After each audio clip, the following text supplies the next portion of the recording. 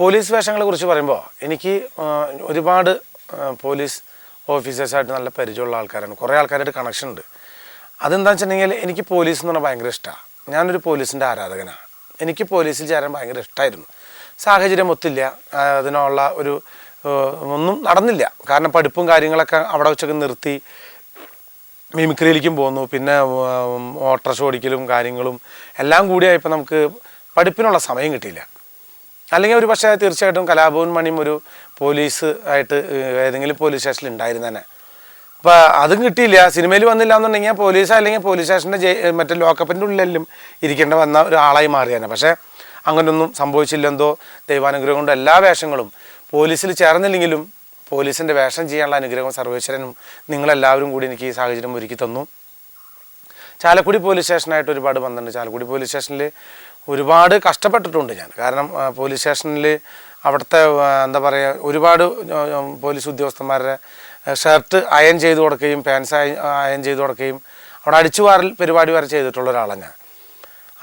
അതുകൊണ്ട് തന്നെ എനിക്ക് ഭയങ്കര ഇഷ്ടമാണ് പോലീസ് ജീപ്പ് കഴുകി കൊടുക്കുക.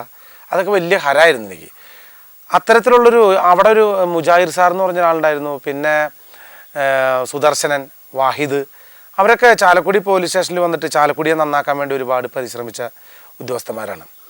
അതിൽ തോമസ് സാറ്, അങ്ങനെ ഒരുപാട് ആൾക്കാർ. ഇവരൊക്കെ അതിൽ മിക്ക ആൾക്കാർ വേഷം മാറി വരുന്ന ആൾക്കാരുണ്ടായിരുന്നു അതിനകത്ത്. ഒരു രാത്രിയാകുമ്പോൾ ചാലക്കുടി ട്രാൻസ്പോർട്ട് ബസ് സ്റ്റാൻഡിൻ്റെ അവിടെ വന്ന് നിൽക്കുകയും അവിടെ വന്നിട്ട് വേഷം മാറി ഓട്ടോറിക്ഷക്കാരെ പിടിക്കുക, അവരെ പിടിക്കുക, ഓരോരുത്തരെ പിടിക്കുക. ഓട്ടോറിക്ഷയിലാണ് കയറിപ്പോകുന്ന ആൾക്കാർ ആരാന്ന് അറിയാൻ പറ്റില്ലല്ലോ. അത് അതിനകത്തിരിക്കുന്നത് സത്യസന്ധനാണോ നല്ലവനാണോ കളവിന് വന്നവനാണോ എന്താണെന്ന് അറിയാൻ പറ്റില്ല. അതൊക്കെ കണ്ടിട്ട് എനിക്കൊരു മനസ്സിലൊരു ആഗ്രഹം തോന്നിയിട്ട് ഒരു പടത്തിൽ, രാവണൻ എന്ന് പറഞ്ഞ പടത്തിൽ ഒരു പോലീസ് ഓഫീസറായിട്ട് ഞാൻ ചെയ്തിരുന്നു. അപ്പോൾ രാവണനിൽ 1-2 രംഗങ്ങളിൽ നമ്മൾ വേഷം മാറി വരുന്നുണ്ട്. അതിൽ പല പല രീതിയിലാണ് വരുന്നത്. ഈ വേഷം മാറുന്നതിനെ പറ്റിയിട്ട് പറയുമ്പോൾ അങ്ങനെ നമ്മൾ അതിന് വേണ്ടിയിട്ട് 10,000-70,000 അല്ലെങ്കിൽ ഒരു 2 ലക്ഷം മുടക്കിയിട്ട് നമ്മൾ മേക്കപ്പ് സാധനങ്ങൾ കൊണ്ടുവന്നിട്ട് ചെയ്തൊരു വേഷം മാറലല്ല.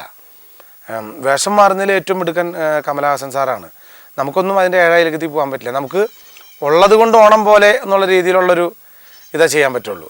അതിനനുസരിച്ച് ഞാൻ ആ പടത്തിൽ ചെറിയൊരു വേഷം മാറൽ മാറ്റം നടത്തിയിട്ടുള്ളൂ. എന്തായാലും